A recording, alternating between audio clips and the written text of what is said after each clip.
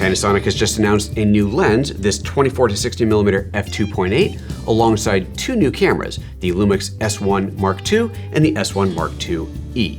This video is all about this new lens, the 24-60 f2.8. I have, however, released multiple videos about all of these at the same time, so be sure to watch all of those. There'll be a playlist linked below and at the end. This 24-60 f2.8 is an interesting lens with some really cool features. First of all, it's a 24-60, not a 24-70 as is most common in this very standard zoom range. It's a fixed f2.8 all the way through, so that begs the question, why not 70?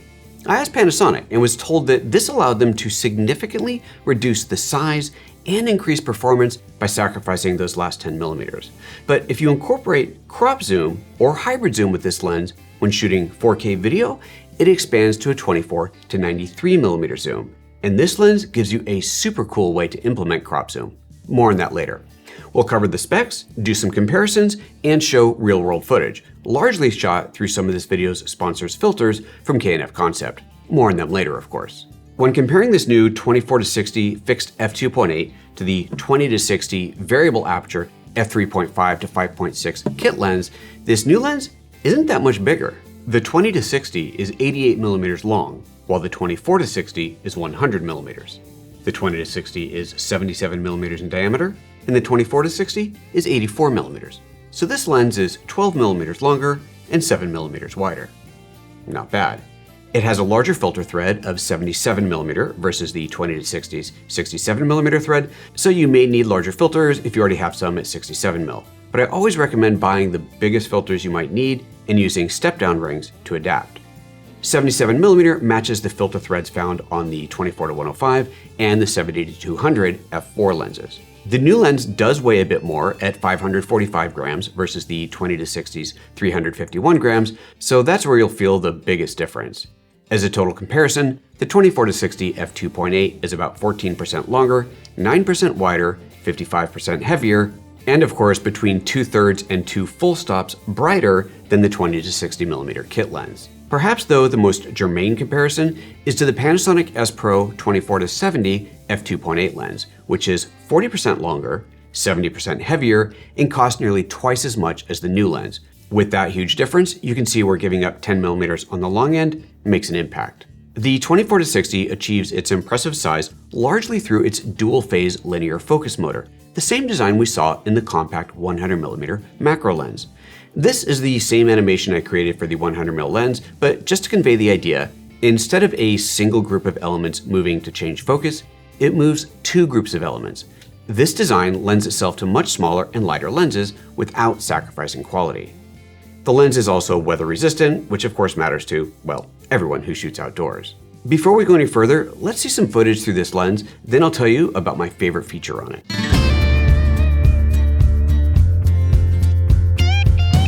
Nearly everything I've shot on the S1 Mark II has been through this new lens. I was invited to the launch event in Austin, Texas, where we had a couple of days to shoot with a new camera and lens.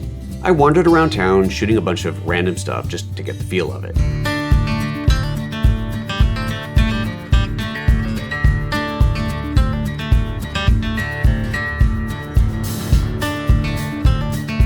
Autofocus performed extremely well, as you'd expect, for both still photos and video.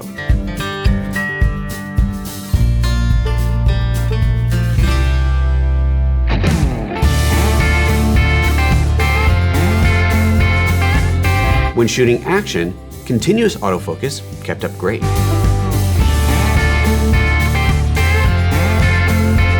In all the daytime shots, I of course was using a variable ND filter. I'm pretty adamant about keeping to a 180-degree shutter, so a VND is critical for this kind of work. At night though, because I knew I'd be shooting lots of city lights, and I personally really like a more vintage-looking lens than something super clinical, I opted to put the K&F Concept Shimmer filter on the lens, which creates a soft and clean highlight halo, kind of like a Pro Mist filter. I'll let these shots run for a bit, then show you the filter up close.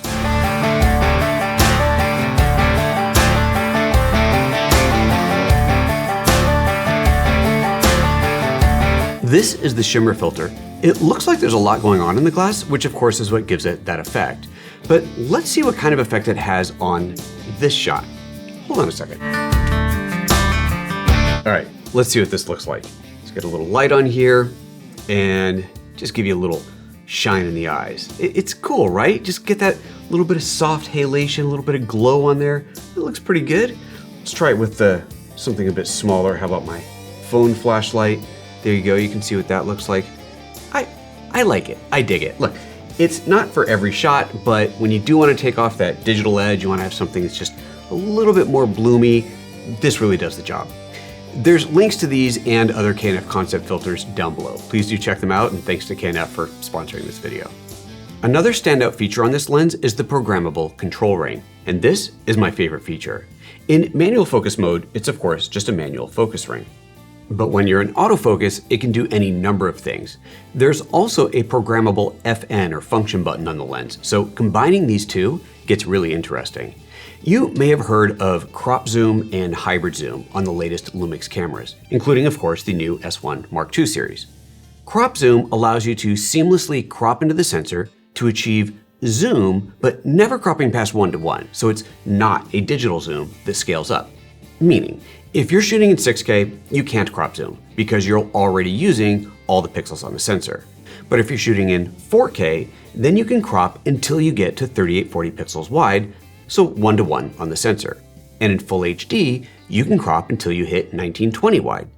The effective result of this on the S1 II sensor in Ultra HD is that the 24-60 becomes a 24-93mm zoom. And in full HD, it becomes a 24-187mm zoom. On the 8K S1R2 though, it becomes a 24-125 lens in Ultra HD and a remarkable 24-251mm lens in Full HD. Super useful when you want a little extra reach, or a lot of extra reach, without having to scale your footage up in post. The difference between crop zoom and hybrid zoom is that in crop zoom, mechanical zooming and crop zooming are separated, meaning that when you rotate the optical zoom ring, you're not cropping into the sensor. To crop, you control it via an on-screen menu, like this. To control this, go into the menu, navigate to the second video menu, then under Others, you'll find Crop Zoom.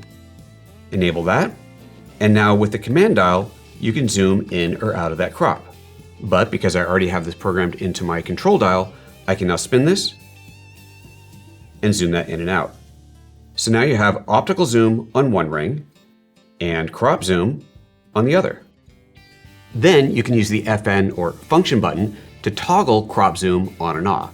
To program it, simply press and hold the function button, give it a second, and the function button program menu comes up. In my case, I've chosen crop zoom, but of course I have a ton of different options in here of whatever I want it to do. And now when I push that button, it toggles crop zoom on and off. Hybrid zoom, on the other hand, blends crop and mechanical zoom seamlessly, so you're constantly cropping while zooming, giving you a seamless, smooth zoom from the widest to the tightest possible views. So you can program the FN button to toggle hybrid zoom on and off instead, like this. I'll go ahead and reprogram it, set it to hybrid zoom, and now if I enable hybrid zoom, as I zoom the mechanical lens, it goes from 24mm all the way in as close as it can. So that's hybrid zoom. Then you can use the control ring for something else like aperture or white balance or any other number of things. Personally, I've been using it in crop zoom mode, so I can crop into the sensor a little bit, but only when I absolutely need it. Finally, let's do a quick parfocal and focus breathing test. A parfocal lens doesn't change focus as you zoom in and out, meaning you can focus on a subject, zoom the lens, and the subject will stay in focus. High-end cinema lenses usually are parfocal, while many consumer camera lenses are not. So it's obviously a desired feature. Focus breathing is kind of an opposite test.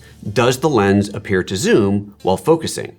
If you frame a subject and then rack focus, will you see the edges of the frame zoom in or out? Again, of course, the desire is to have as little breathing as possible. You don't want your framing to change just because you change focus. So let's test them both right here. I'll rearrange my little set here and drop in a focus chart. I'll switch to manual focus and zoom all the way out, drop the focus point right on the center, and autofocus that. This way I ensure that I'm actually perfectly in focus. And I'm also going to punch in using the focus assist feature to make sure that I can see clearly. Now, without changing focus, again, the camera's in manual focus, so it's not going to automatically refocus, I'll go ahead and zoom in from 24 to 60. and we can see the focus is maintained. So the lens is parfocal. Now let's check the focus breathing. I'm gonna go back to my two little plants here, and let's build a quick set. I'm gonna zoom in to fill the frame with my backdrop, and let's put one little plant right on the edge of the frame. Let's go ahead and set this back into autofocus and position the focus point there. And I wanna make sure that my edge of my little pot is right up against the edge of that frame there. So we'll easily be able to see if the lens breathes or not.